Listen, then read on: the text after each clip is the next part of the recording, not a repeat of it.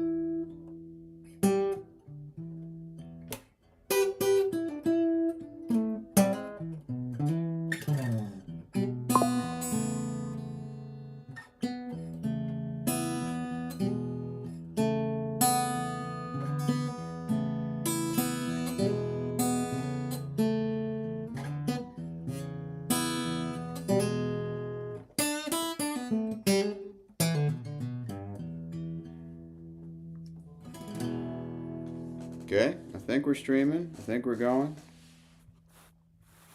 Got my nice little. Why is that so hard to do? Got my little plane there in the background. First ever Harmonica Mondays live. Number one.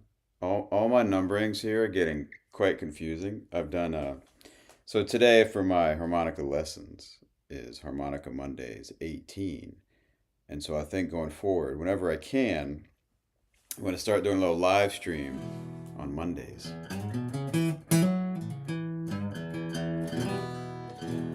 This is the first one of that, Harmonica Mondays live, number one. And I'm not, that's a bad note. I'm not in my usual spot. I love to stream from my little music room at home, but I'm chilling out. Got some time off. Chilling out at my friend's little house by the river, and I'm sitting in her old son's room. Even though he's a grown man, this was apparently his room when he was a kid.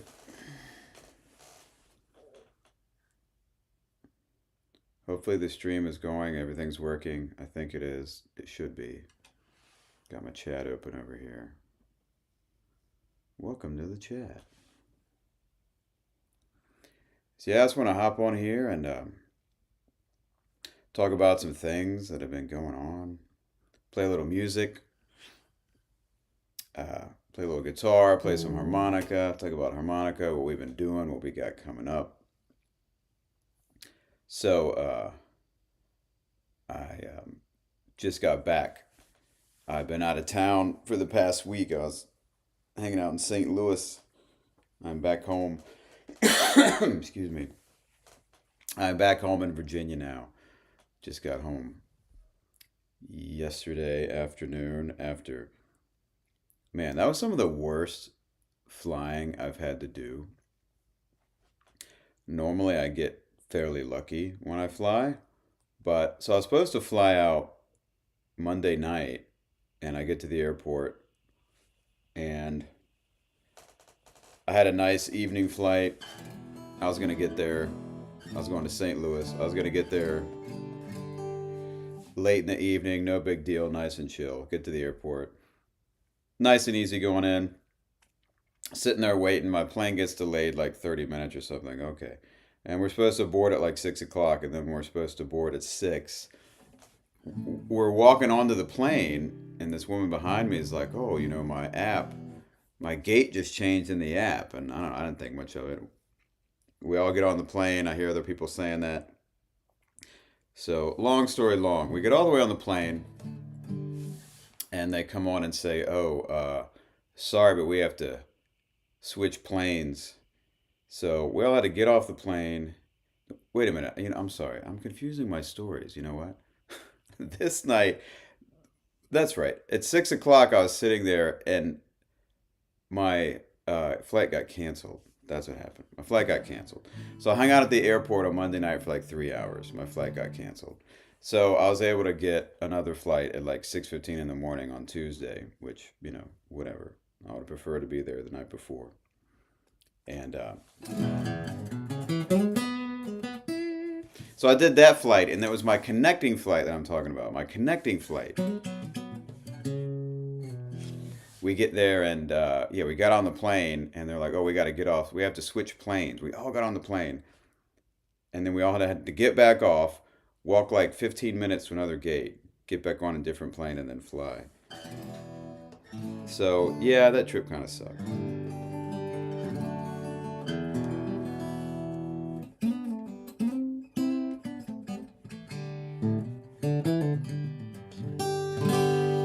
And on the way back, I got back home, and then we had a little delay of something. We were about to take off, and then they had to.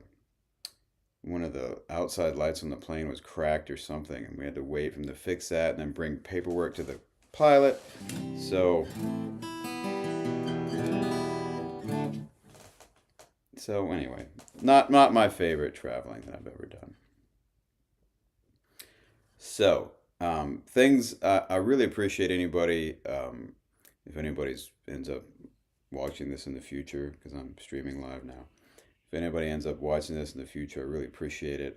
I'm really just thankful for how the channel has been growing, and this is something that I'm just really excited about. Like genuinely, I love playing music. I love sharing what I know about music and getting to connect with people that way. And even today, like I'm starting to get a lot more subscribers, and they're starting to come in pretty quickly, which is amazing. I mean, today, right now, I'm at 545 subscribers. I just hit 500 just a couple days ago, and I mean, I think I've gotten like, what is that, like 18 subscribers today or something, which is it's really just amazing, and I'm just very thankful for that. And I'd love to I've been focusing a lot on my harmonica content, which is really something I plan on doing. I mean, I'm a guitar player, and I love to do different things with music. I get to tour around with some bands and play bass and singer songwriter. I love to write songs, but I'm really focusing a lot on the channel about these harmonica lessons, which has just really been really fulfilling for me. I find it a really fun thing to do. So that's why I started doing these. I've been just branding this series of. I have two series that I'm working on now. I got a pick in my hand. Two series. Harmonica Mondays, which comes out every Monday. And that's just kind of a broad blanket thing of harmonica lessons. And within that, I also kind of have some beginner lessons that I'm kind of peppering in there. And so it's been fun to do that. So I have some different playlists on my channel that are geared towards beginners, and then just your basic Harmonica Mondays. It's like Harmonica Mondays is the umbrella, and there's kind of some subsets of things in there. I also made another playlist about chugging, because people really seem to like the chugging lessons, and I mean, I love chugging on harmonica too. It's amazing. It's so fun. It's such a fun and cool thing to do by yourself. So I'm doing the Harmonica Mondays every Monday, and then we got Harmonica Basics, which is every Thursday, and that's very, very beginner heavy. That's just gonna be smaller chunks of things about to try to get people started on different aspects of the harmonica, and maybe terms you're not familiar with, how to hold it, how to breathe through it, those kind of things. Because just like any instrument, I mean, this is why lessons can be so helpful. We end up with these just habits in the beginning that end up hampering our playing uh, down the road. Like on guitar, we almost universally you play a D chord like this. Now I could sit here and put my pinky in the middle, which is something I like to do sometimes because it allows me to do different things. But I remember one time meeting a guy, and he had his fingers switched, so he had middle finger this and his first finger back there. And I just have to tell you, it's like there is no logical reason to play it like that. It's there's no benefit to doing that. So I mean, certain things, everybody's gonna have their own style, absolutely. But I don't know, something like that. That's not really a stylistic choice. That's just you're just hurting yourself by doing something like that because it's just not it's just not advantageous at all. So sharing these lessons is a lot of fun for me.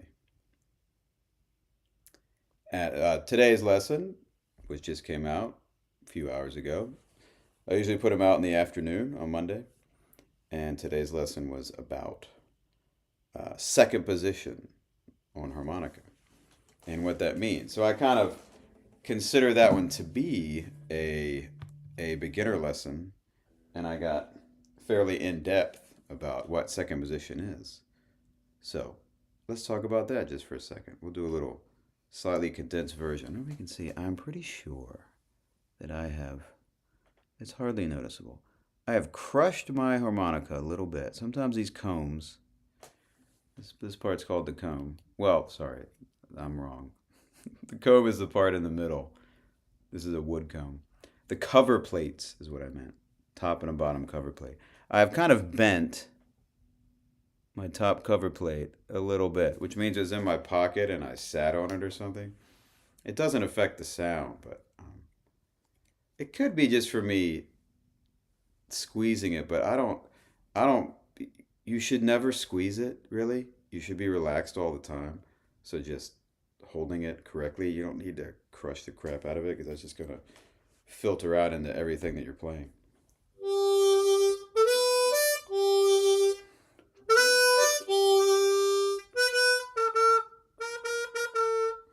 I just realized that's sowing the seeds of love.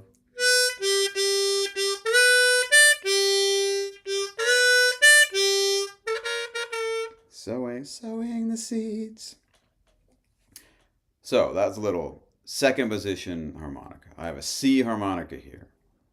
And everything I was playing right there was in the key of G. So the basic second position harmonica, diatonic, this thing is in one key, it's a C. On the bottom of it, if I blow on it, I have a C chord. If I draw on it, I get the 5 chord, I get the G chord. So second position is nothing more than taking that G chord, that draw chord, and playing in that key and treating that just like it's our home key.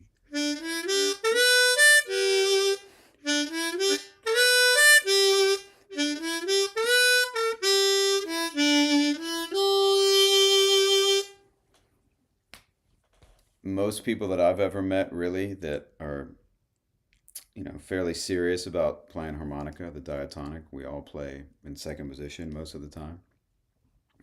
And in my lesson, I get into, a lot of reasons why for that, but it's just so expressive. I mean, the harmonica's uh, very interesting design for the notes of it. Each octave. There's basically kind of I think of 3 sections of the harmonica: the lower part, the middle part, and the high part. And each one is laid out differently, which is kind of crazy. You know, uh, I mean, a guitar is also kind of laid out in an interesting way when you talk about doing scales. The fact that I can get that's E minor pentatonic, I could get that right in this position. I could also get it on one string. So guitar is interesting because you can go this way, or you can combine them and go diagonally. So, I don't know, sort of kind of similar in a way, the fact that guitar has this complexity to it. Piano is just every octave is the same. Every chromatic C to C is the same over and over. Harmonica is not like that. This is a brief, I mean, harmonica, it's really designed so in the middle, from 4 up to 7, you get just a major scale.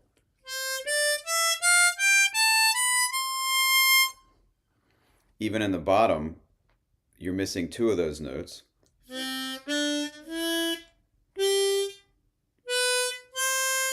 You're missing the 4th and the 6th. And in the top,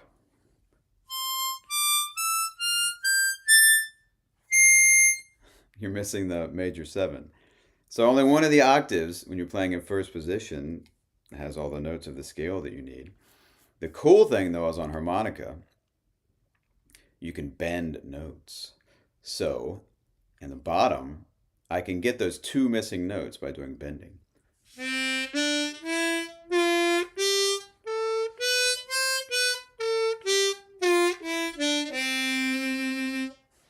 And the more you play, hopefully, if you get more and more precise at those, then people don't even notice it.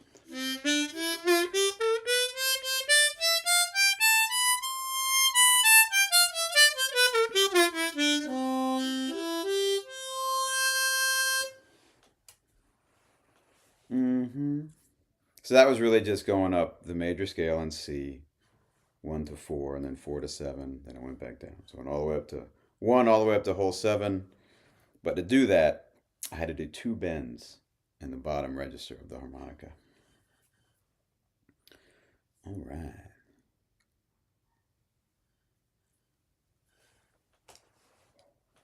Let's see. Let's do a little. Let's do a little call and response here.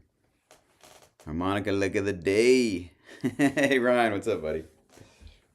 A lick of the day. Should we make up? Let's make up a lick of the day. It's a good thing I think to do that. Let's see. So let's just. We'll I don't. I'm sitting in this bedroom. I'm really not like. I don't even have a good place to like put stuff here. All right, a lick of the day. Talk SPAH. Yeah, I'll talk about that for sure. It's on the list. Let's do a lick real quick. Let's see. So I think a good way to come up with a lick, right? So, dude, we'll just pick a hole. All right. That's what she said. Stuff. So we're gonna start something on the 3 draw. Then where do we go? Bam, ba, da, da, da. Little happy thing. But the smallest little thing right there, right? If I want to make that sound as good as personally I can, there's like 3 specific techniques I'm doing for that. Almost when I'm starting that 3 draw, right? I'm doing a qua because I like that sound of it. Well, now I realize there's more stuff I'm doing. It's so amazing when you just play something and you think about talking it out. I'm doing a qua and then I'm staccatoing it. I'm stopping the note. So I'm doing that. Then I'm bending down the whole step bend. Then I'm sliding to the 2 draw, 2 blow, and I'm putting a little vibrato at the end. So I kind of feel like 4 techniques. I'm doing a qua, then I'm staccatoing the note, and then I'm bending down to the 3 draw whole step. That's a little technique there. And then really the vibrato at the end. I mean, without doing that kind of vibrato at the end, to me, it can just, if I didn't qua even, sure it works. But it's just, very straight sounding.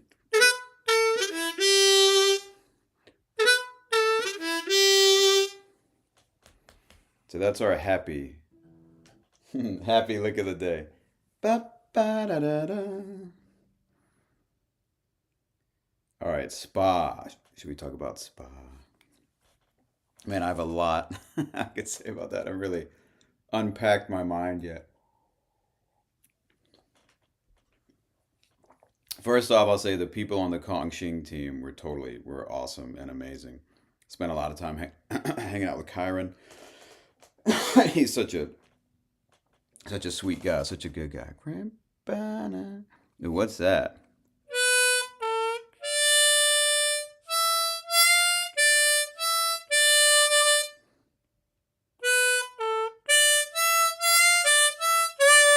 Something like that. That sounds cool. Ba ba na na na. I mean, obviously, the thing with tab, we don't get rhythms in there, right? But barrel na na na na na na.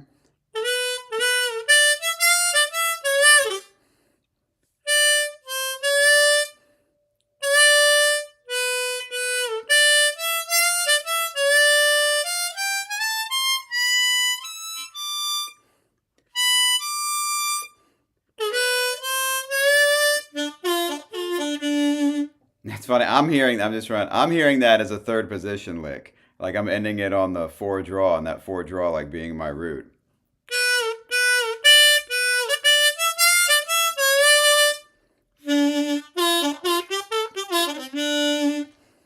Start with three blow. Oh.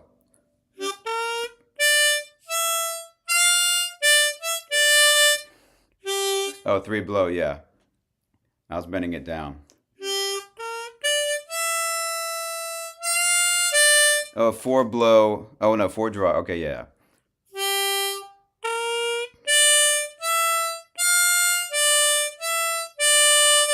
Yeah, and then whatever rhythm you want. It's funny. I hardly ever start a lick on the three blow.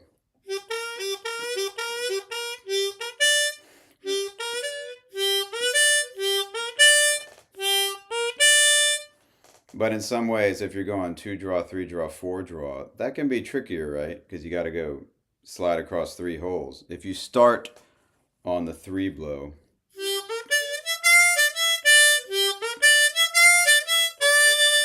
that's really sweet. That's really nice. I like that a lot. Mm.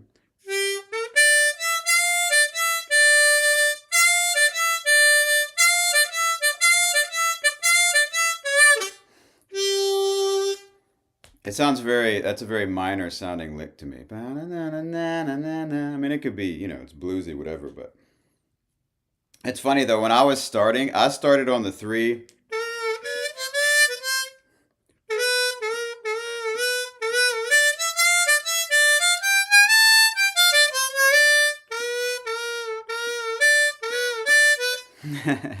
Me either, but I'm learning to use it more. Yeah. Right, yeah. Can be a good way to get air out.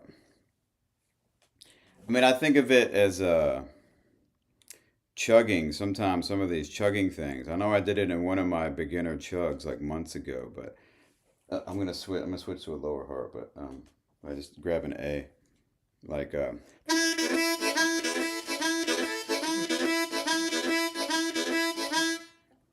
and that's just going from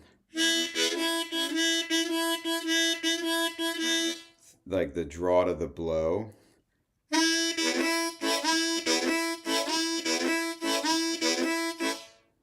That's like I'm scooping on that two draw.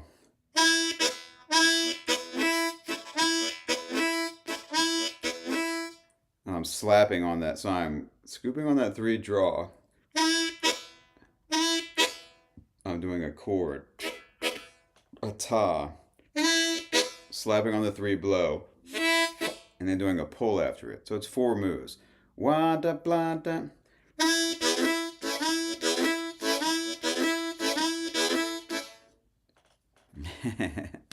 That sounds kind of cool. But yeah, man, I got to hang with Kyron, and he's such a sweet guy, an amazing guy. He really he loves Megadeth and Yngwie Malmsteen and all that stuff. It's really cool. I like Megadeth too. I used to, I've had my phases of Megadeth.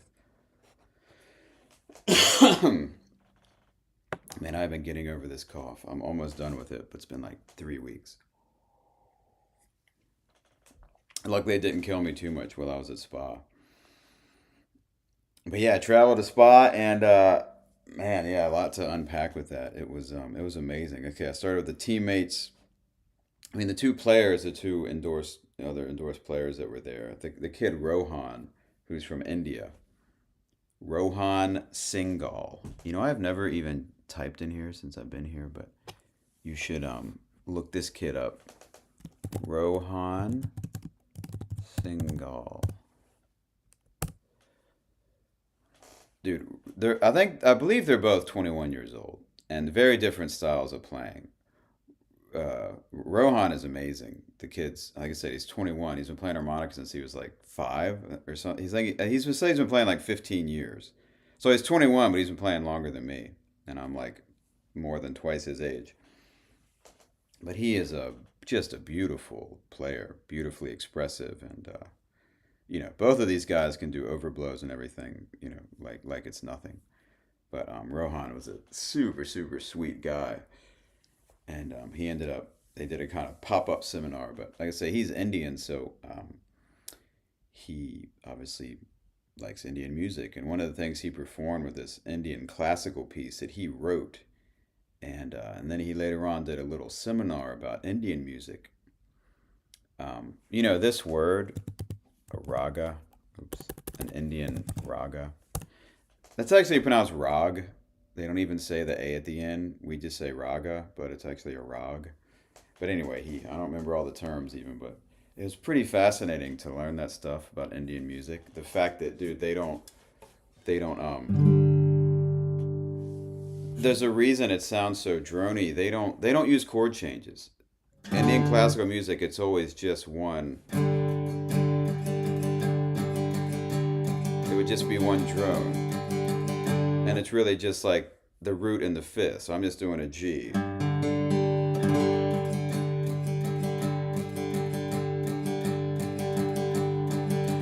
So this could be, obviously it's not the right rhythm or anything, but if I could just sustain that, and I can't remember it exactly, but they all have this form.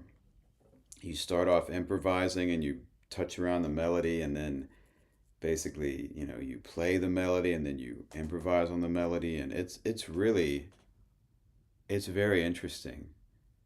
But I mean, there's a lot to it, but it's just pretty wild that they always have a drone. They don't have chord changes. It's just that chord. And so just because I'm playing a G though, this like maybe they're raga.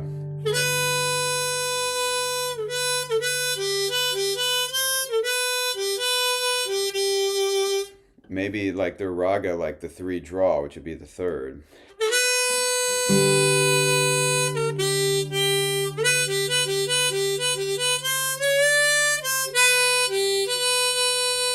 Maybe that would be like sort of their kind of home note they would go to. But it was really fascinating. Drone or like yeah. But that's all they do.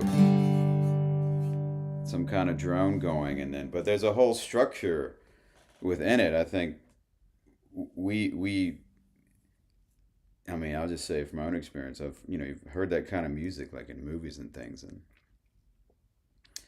it just almost sounds like improvising or something. But um, it's sort of in this. I mean, even in jazz and blues, it's a little similar, where you're going to establish a melody and then play around with the melody and then kind of come back to it. But it was pretty fascinating. All the different rhythms have different names, and how they do their scales is like, man, it's just it is scales. Like we would have names for our scales, but it's almost like, I don't know, it's almost like they just think about it differently. So no, I'm just gonna just kind of make something up. But I mean, if I'm just playing in C,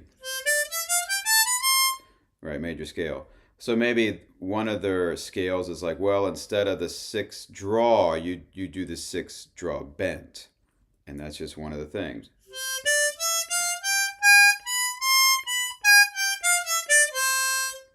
Which is almost like the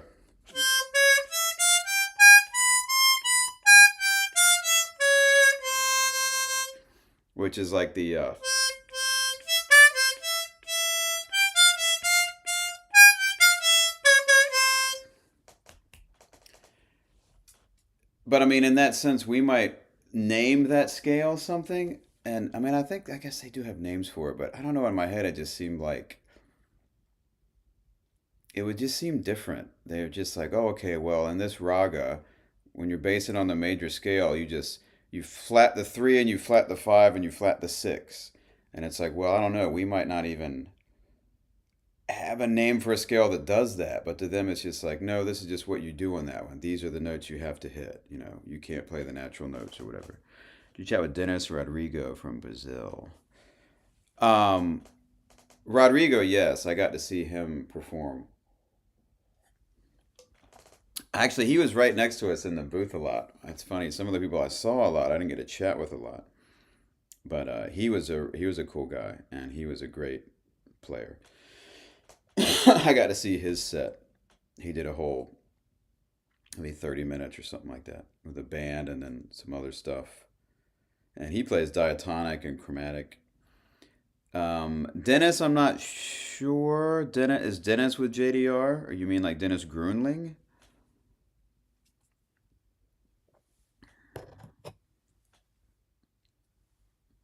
The room with the vendors was really only so big. So all the vendors downstairs, I definitely saw all those guys a lot. I spent most of my time there. I didn't even really, for me personally, I didn't even really go to many seminars. I didn't get a chance to really kind of particularly hang out in all these hallway jams and all that kind of stuff. I mean, I did it a little bit, but sometimes when I'm on these trips like this, we were staying in an Airbnb close to the hotel, and so I was kind of at the whim of other people as far as like, okay, we're done for the day and we're going back to the house or something. Dennis Grumbling, yeah, I think it's Gruen. I think it's that Dennis Grunling. Yeah, he was there. He was right over to us. I bought a shirt from him, and he's a cool guy. Like he's not like a friend of mine. I've met him before. I bought one of his biscuit mics years ago, and I saw him perform where I live. Man, probably 2019 or something with that same band he plays with now, Nick Moss, I think, the blues band, and it's like featuring him. Yeah, he's a super cool guy, man. I got to tell you, like, he dresses like that all the time. I mean, with his, uh, with his, he wears a lot of leopard stuff, whatever. I mean, he had that all over his table and everything. But yeah, he's a super cool guy to chat with. We had a couple cool conversations about some things. I mean, he's just got some cool gear. Spelt it wrong, yeah. Grunling. I think it's how you spell it. I might have the E and the U. I think that's it. Dennis Grunling. Yeah, he makes like T-shirts and stuff, and of course he sells all those old microphones and everything, and some old amps and everything. But yeah, he's a cool guy. I don't know where he lives. I can't remember. So yeah, I got to meet a lot of the vendor people down there. Greg Human was there. He just blow me away. He makes a lot of mics and stuff. The guys from Lone Wolf Company was there, and Lone Wolf makes a lot of really cool pedals, and they also make the Jason Ritchie harmonica mic. Yeah, Nick Moss. Yeah, I mean they're great traditional blues thing, man. When I saw them, they're awesome. Yeah, Saito was there. I mean, all the most of the big names in harmonica were there. The two that were not there was Honer was not there, and Suzuki was not there. But Kong Shing, of course, was there. JDR Harps, Bushman was there. Seidel was there, and East Top. Those were really the five big ones. And out of all those, Bushman is the only one that's American. Blue Moon Tom. Yeah, Blue. He was right across from us. Man, if I was home and I can do it in some other streams, I got some cool. I got a couple of cool old things from Tom. He had a Tom Halchak is his name. Yeah, from Blue Moon. um, he had a lot of old harmonicas, which is a lot of he makes all this amazing new stuff. But he had these different things he got from these estates and things like that, and I just randomly bought these little.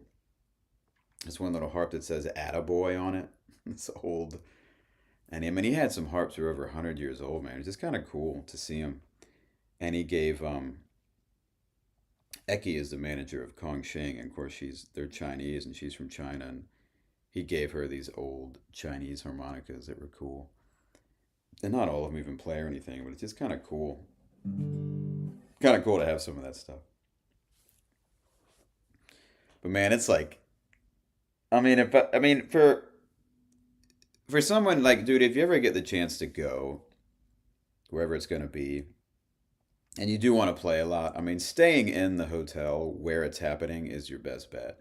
Because just for me, I didn't have my own car, and it's like, well, I could have Ubered around and this or that, but you know, I was kind of working the booth pretty much all day, and we'd go out and get dinner or something, and I mean, man, I was just, I was tired. And I mean, some people like Eki, she like came all the way from China and had like a 12-hour time difference, so that's a difficult thing. I don't know why Hunter and Suzuki weren't there, but I mean, the Seidel guys are really cool, you know. Obviously, they're from Germany. Um, I mean, a lot of the harmonica stuff, there's a lot of harmonicas that come from Germany and China. Say Bushman is Bushman. Here's a really cool guy. It's funny. I don't even know if I actually really caught his name. He's a super nice guy, and but they're an American company. And then, God, oh man, I don't know if there's anybody in Canada that makes harmonicas. I'm sure there are, but at like a mass production level, I don't know. It is an expensive trip, yeah, and I was blessed enough to go there with Kong Shing, so that was really amazing. But yeah, man, lots of people just jamming all day long. There's these guys who sat on this couch in the lobby and they were just playing like almost all day long. And I mean, there are some, big name harmonica guys there, some players. Joe Falisco was there, Rob Paparosi was there, and only I feel like harp nerds know who these guys are. Rob Paparosi used to play with the Blues Brothers, and he's done a lot of stuff. Buddy Green was there, and he played with one of the last guys to play. And man, his band was awesome. They're like bluegrass type stuff, but I thought musically they were just like they were amazing. I've seen Buddy play before. I've gotten to meet him before. Todd Parrott was there. He's a buddy of mine. He's a great player. Um, God, who are some other big guys? But some guys I say I don't know. Like I've seen their names around. Like T.J. Clay was there, and oh shoot, I can't think of the guy's name. But obviously, just some amazing players. But people at all levels too. I mean, beginner time. Oh yes, Mad Cat was there. Yeah, yeah, the new brands are stepping up their game. Yeah, yeah, Mad Cat was there, and he was a nice guy.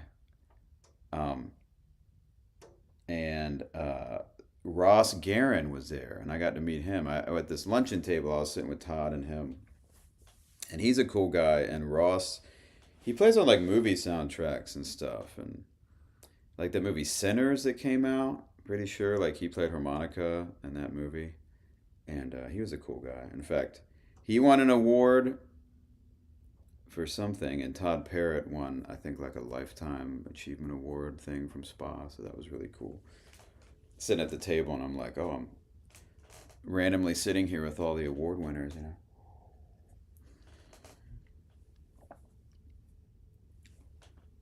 Yeah, he's not. I know he has a Ross Guerin. He has an Instagram. Oops, Guerin. Yeah, but yeah, lots of players. I mean, the cool thing is just sitting there and you just hear some amazing lick, and you know, it's not like people giving you side eye that we normally get.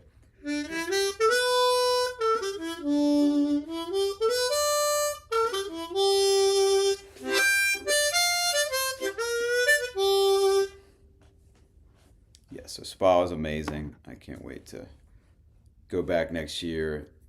Things are always got to like get your bearings a little bit the first time. Lots of seminars and people playing and stuff. I would like to maybe do a seminar next year. I've got some ideas of some things. I've done that kind of thing before, and it would be really fun. I mean, I'd love to do a seminar and play there at some point. That'd be pretty great. Wow, man, I'm almost, dude, 547 subscribers. It's really like, I think I've gotten like 20 subscribers today. That's crazy. It's awesome. Almost at 550.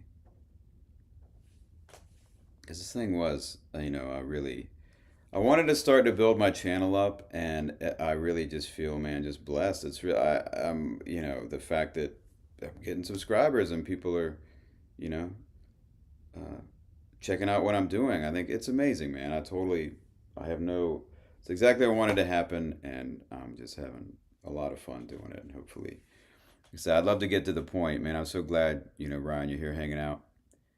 Um, we get more people that want to hang out, talk harmonica. Well, I don't know if I want to. I don't want if I want to say what I want to teach, but I don't want anybody to steal it. It's nothing crazy, but it's just something I think that would be fun to teach. Something, the kind of things that are in my lessons and whatnot. Let's see what else about spa.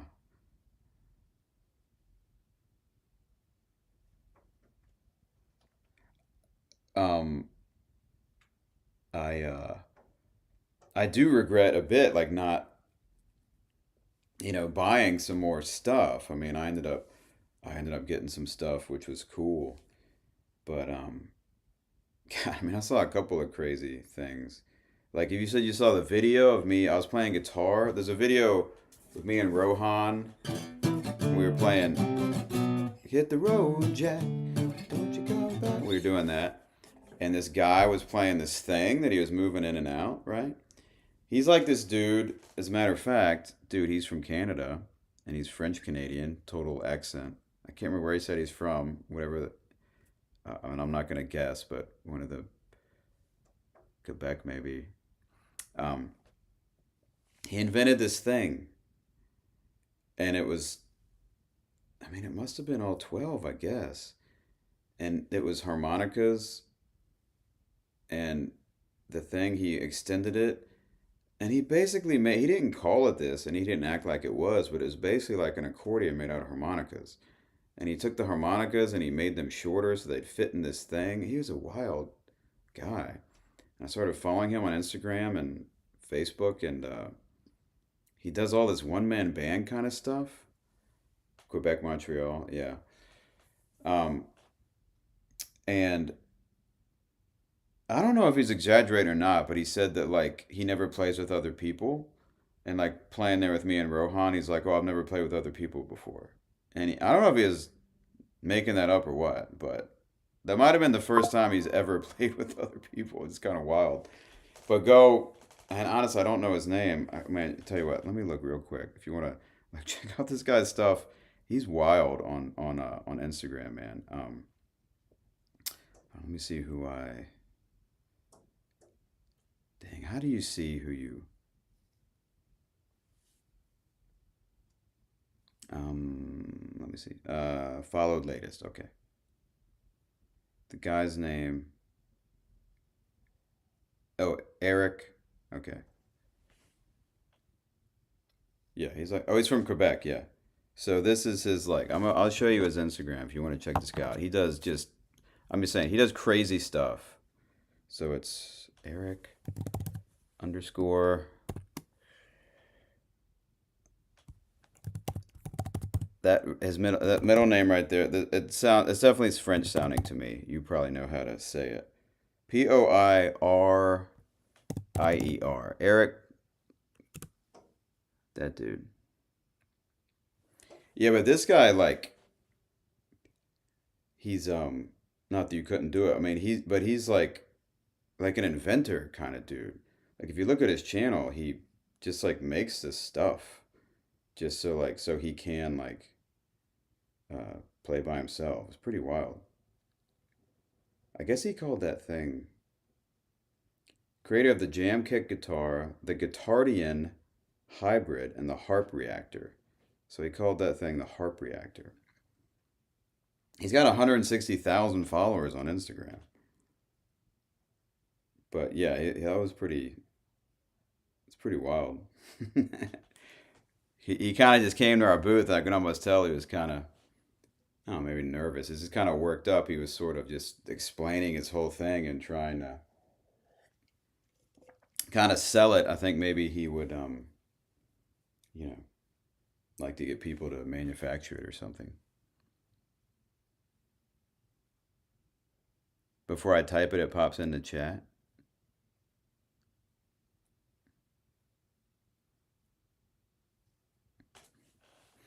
But do do do do do do do. SPAH. What's some other things that happened there? St. Louis was cool. I was so busy, I didn't even go get to see the damn arch. That kind of sucks. There's a guy from Spain. Yeah, there were plenty, man. I mean, they were just amazing players. And I mean, obviously, I came back there very inspired and thinking about, things I want to work on in my own playing.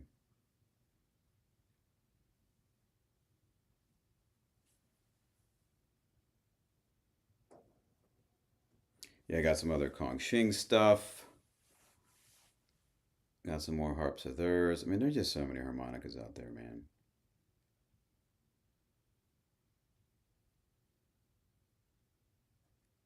Do do do do do do do do. How many subs are we at right now? Five.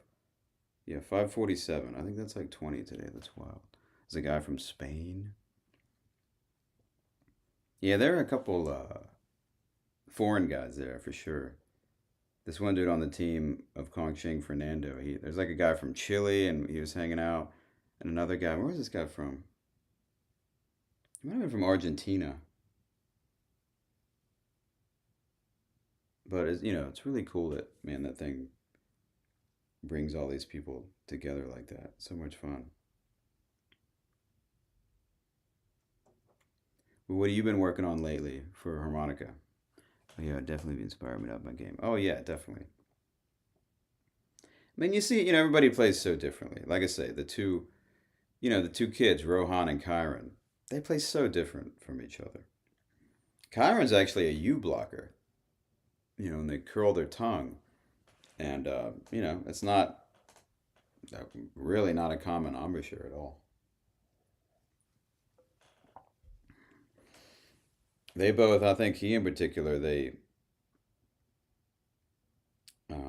I mean, Kyron loves to play fast, and I don't want to speak for him. I think he likes the higher harmonicas a bit, which is something, I come back from there, it's like, oh man, I've always felt like that's something I need to work on. I don't play a ton of the higher harmonicas, they're just not really my favorite. You can, I think, for most of us, I think it's easier to play faster on a higher harmonica.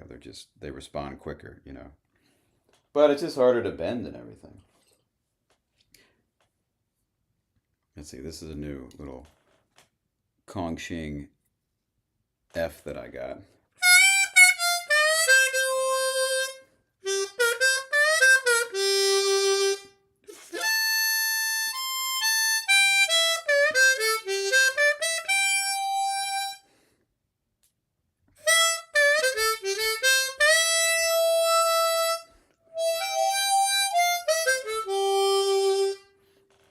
Bushman, maybe somebody else makes them too. Bushman makes these, not these are Kongxing, but Bushman makes these. I think they're the one, I don't know if they're the ones that make these. The Troculus, it might be JDR. But Bushman makes one too, with the whole thing is just a diatonic, but it has a button on it, just like a chromatic. And so it's set up, the layout is the same as a diatonic, but the button will take it down a half step. That's kind of cool. I should have bought one of those. I want to reach out to Bushman and see if maybe I can get one.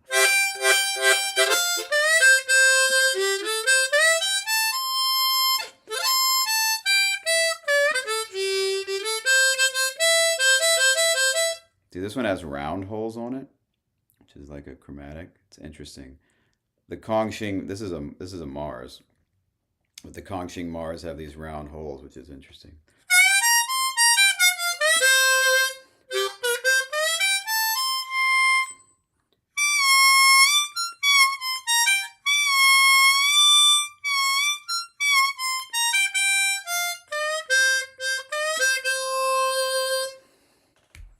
Highest I go is D. Yeah, I mean, like I say, this is an F. But man, this being a nice harp, that like this F doesn't feel. I don't know. It's like right at this moment, it doesn't feel too crazy.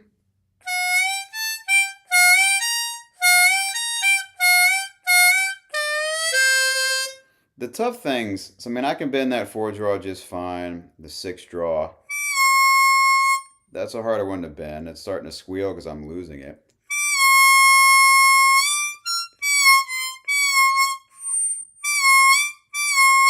So as we get higher and higher, it's just, I don't, not playing a lot of the higher harps myself. Those are just, I'm not used to where it falls on my tongue to do those bends.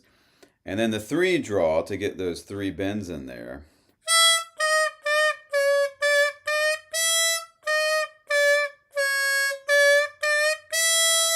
That's tricky on these higher harps. Yeah, the Troculate, yeah. Never tried Kongqing or East Top. My JDR Chicago harp has round holes. Oh, does it? Yeah. I mean, it's a ton of brand. I've never played a JDR harp, never played a Bushman harp. Um, I mean, since I got with them, the Kongqings, I think, are definitely comparable to plenty of other things out there. It's like anything. There's plenty of good guitars, plenty of good harmonicas. I do like these. I play them a lot in my videos. These Kongqing Sunrise, which is just basically very standard. Got the wood comb. And then I like these. The Kongqing Solist is also very. And these are both like online. They're about 45, I believe.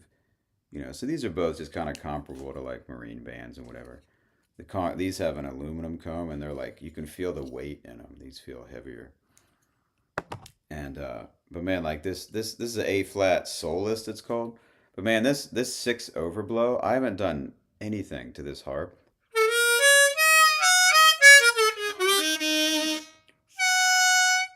It almost sounds like a regular note. It's so easy for me to get. And if I do it on the C, but I've tweaked this one up. I've opened it and tweaked it a little bit. Yeah, for sure. Dogs and humans don't really love the high harps. I think I asked you before, do you ever mess around with overblows? Do you do any of that? I think it's fun. I mean, I've tweaked this C harp, and when I say tweak, really all I've done is just the gapping of it. You just close the gaps, and to me, it goes down easiest to hardest. Six is easiest, five is harder, four is the hardest. And you can do overdraws and all this stuff. Honestly, don't mess with that stuff. Maybe at some point. The six is playable to me. The five overblow is cool because let's say you're in second position, right? And you want to get a full major scale. So if I start on the two draw,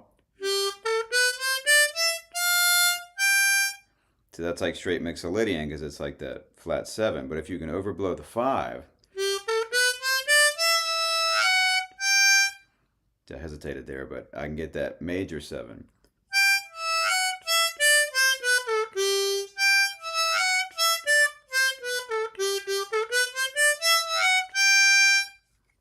So that can be useful if you want to do certain things. And then the four overblow is the hardest for me.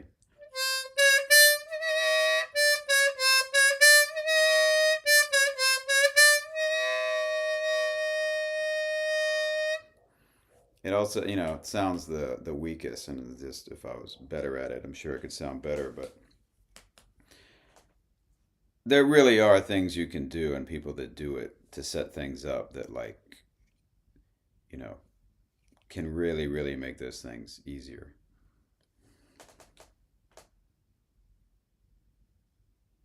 Bruno,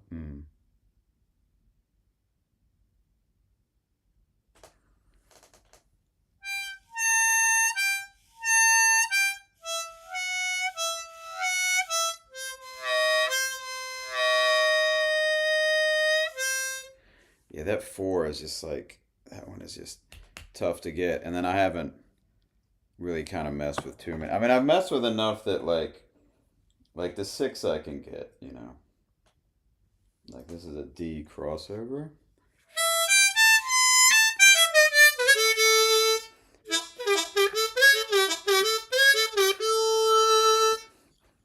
I want the four overblows so I can play blues scale in the middle.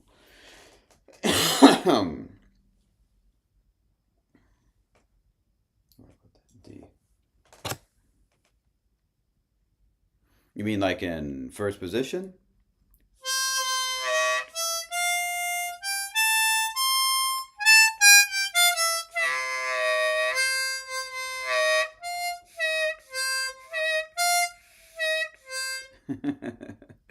The crazy thing with overblows is like the whole point if you want them to be usable, you have to get so freaking good at it that it comes out just like a regular note, or else it's like. But even if I can't, I find them fun to practice. You know. Yeah. I mean, the six I'll put into my playing. Like I can get that one reliably.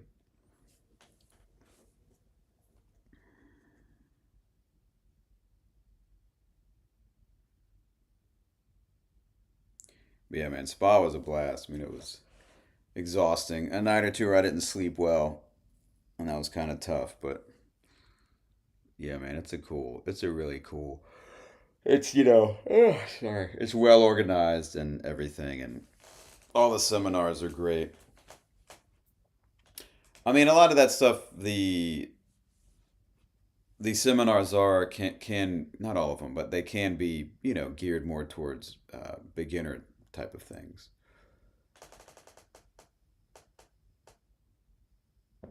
Minor pentatonic in the upper octave. Yeah, there's some things I want to work on myself. I like just even upper register stuff, that higher octave, and of course you get into that, you get into higher harps, and it's just, I mean, man, even a C, it's just like how pleasant. I mean, how just as a human being, how pleasant is that note? I don't find it incredibly present. I mean, incredibly pleasant. Like to hear that high ten. I mean,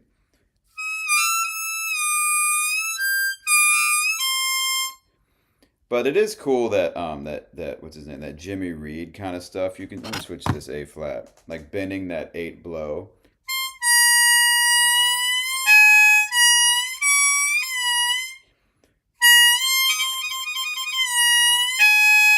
for that first position bluesy stuff.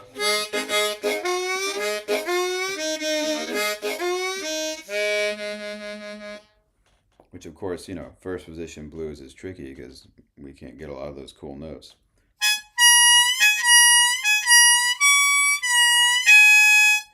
But the upper register stuff's cool for that because you can bend that eight and that nine and get like minor third, and it's at the flat five.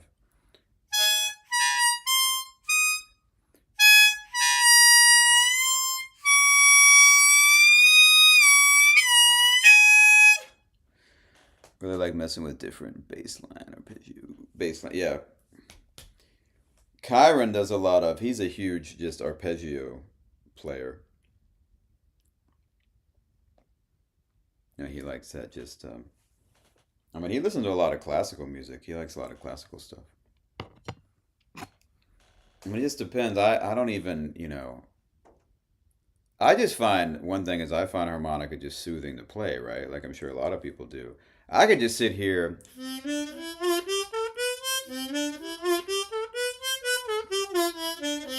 and just like up and down the major scale on the bottom, and like I find that very pleasing to do. It practices that bend, two of those bends, trying to hit the pitch correctly.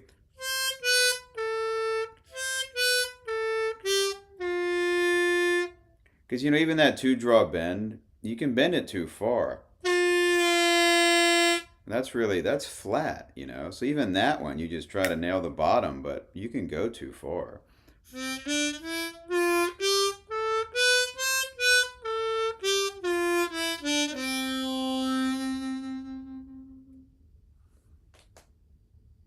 Yeah, arpeggios with overblows.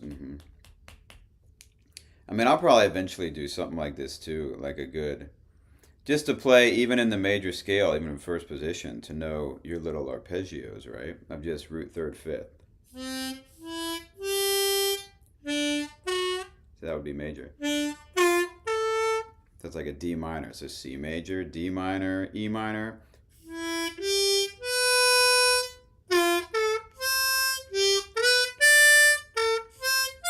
Huh?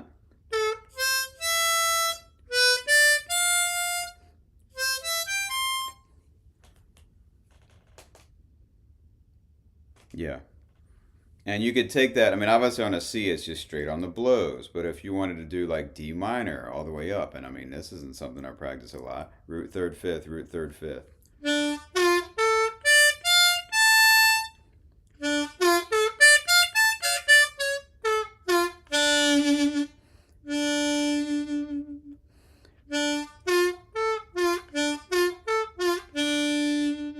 I mean, even that's tricky to do a true D minor. One draw, two draw, whole step bend, three draw, half step.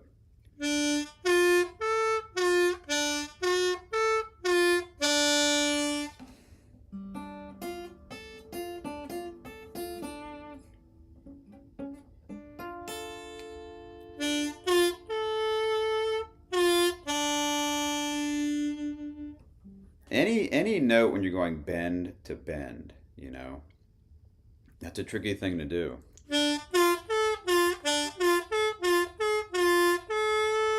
I was going flat on that too, on that three draw. I mean.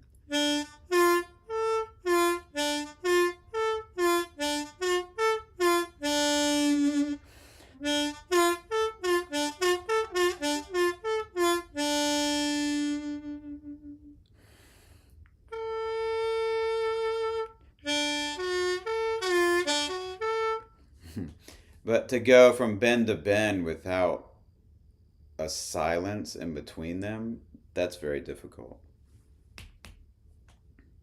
Like you could do uh, fifth position is something I want to play around in more for some cool minor stuff, which actually is really the relative minor of second, though it's in a way it's almost hard to see it that way on harmonica. But so I have my C again. It's almost like if I playing in the key of E minor on a C, right?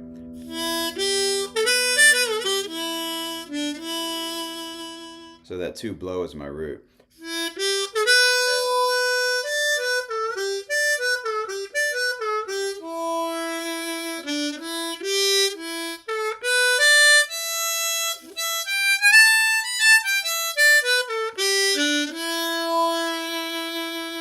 It's actually a really, really great minor position because right off you can get in the lower octave with only one bend.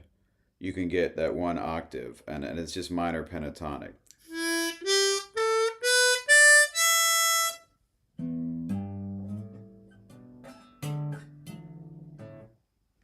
And you can get another one.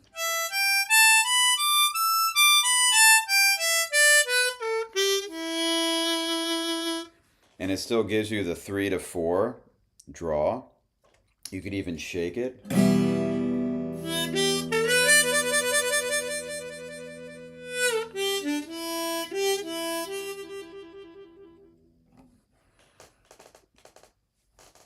Mm-hmm.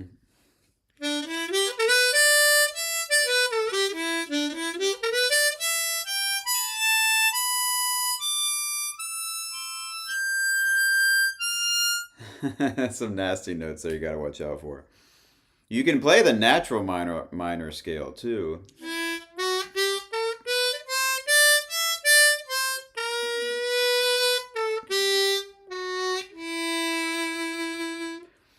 I just think even practicing those kind of scales are great for your bend control because even that just has the two draw half step, right? Two blow, two draw half step up to the natural two.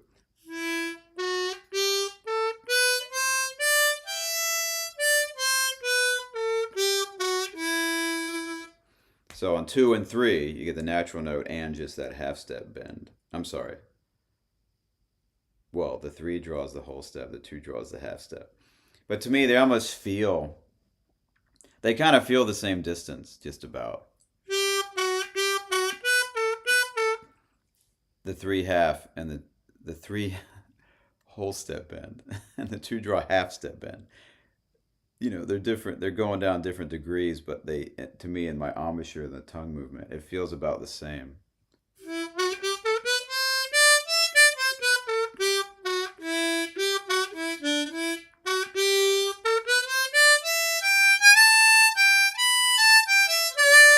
Well, it's the same, like, if you want to go below it, if you're in second position and you want to play just the like we're doing the major pentatonic, that's, you need that to overblow the 5 to get the major 7. I'm sorry. 2 draw. I'm thinking of 2.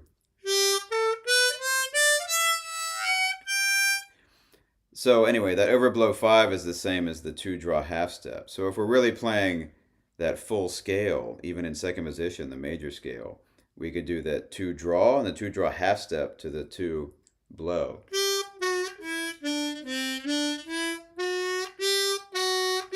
That's the major note. That's the happy note. We usually do all the way to the bottom if we're doing bluesy stuff. So if we start on the 1 blow, like we're thinking that G chord is our home note. Start on the 1 blow. A little half step bend on the G. Like, we don't do that a ton, but that note is actually usable too, Even if you're just playing a 12-bar blues in G. And we go to that D7. Well, now it has that F sharp in it.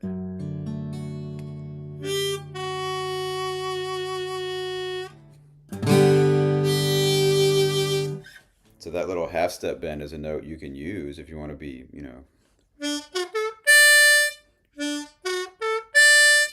So a D major arpeggio, 1 draw, 2 draw half step, 3 draw whole step to the 4 draw.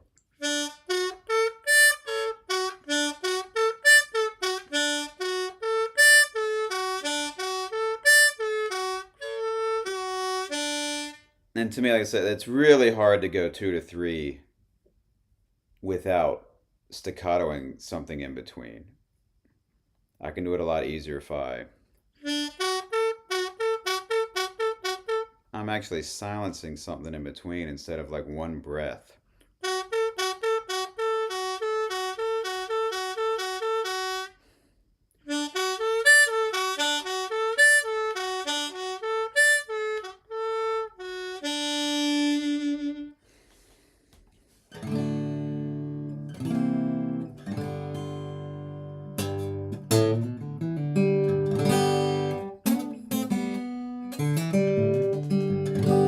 Timer on this thing? I'm on my laptop. It's in my friend's house. I don't even know how long I've been going. It doesn't really tell me. Does it tell me somewhere? Not really. It's funny. You just stream away and it's like, I have no idea. What time is it though? Let's see. It's 9:07. Oh, we've been going about an hour. A little over.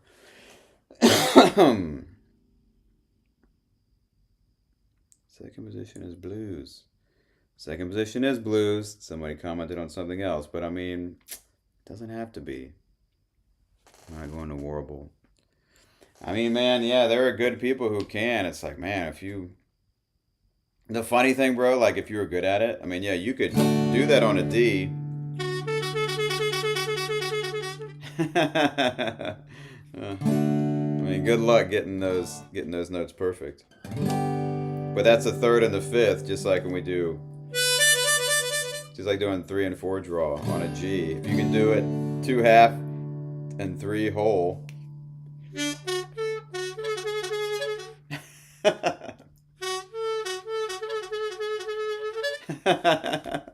I guarantee you there's players out there who could do it and make it sound pro, but they're putting in work.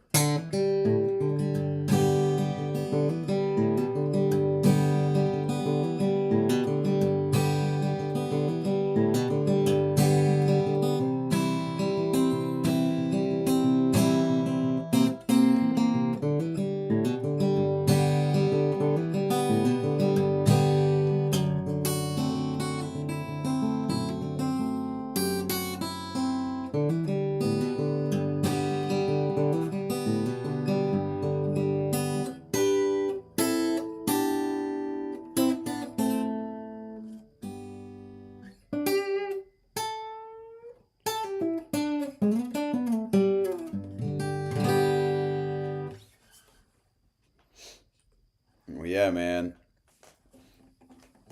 Well, we'll see how these go, but I was thinking about, like I said, doing a little, if I can, start doing some little live streams on Monday, which I think would be kind of fun to do when I'm able to do it, tie in with my little Harmonica Mondays. Can I do it next Monday? I think so. And then the Monday after that, I think I'm going to be traveling because I got a little break this week. I got a band gig on Saturday. I got a nice little week. I'm just gonna relax. Yeah, I got to run too, man. Thanks for hanging out, bro. I really appreciate it, man. So good to see you. Hope you're doing well. Keep the playing up. Anybody else who tuned in wasn't in the chat, I sincerely appreciate you hanging out. Gonna try to be doing more of these live streams. Got some lots more harmonica and things coming up on the channel. And tune in every Monday. New Harmonica Monday. Harmonica Basics on Thursday. And like I say, I'm going to try to do these live streams on Mondays, I think, whenever I can. I think I should be able to do it next Monday. And then I think I'm going to be traveling. Got some stuff coming up next month. I'm going to be out in Colorado playing with the tribute band that I play with. Going to be playing some bass out there. So that's going to be a lot of fun. And yeah, I really just appreciate you guys being a part of the channel. If you made it this far to the end of this video, thank you. Appreciate you liking, subscribing, all that stuff. So, more music to come. Alrighty. Oh. I was thinking about smiling too much and that messed me up. You know how it goes. All right. Thanks for tuning in. See you guys next time.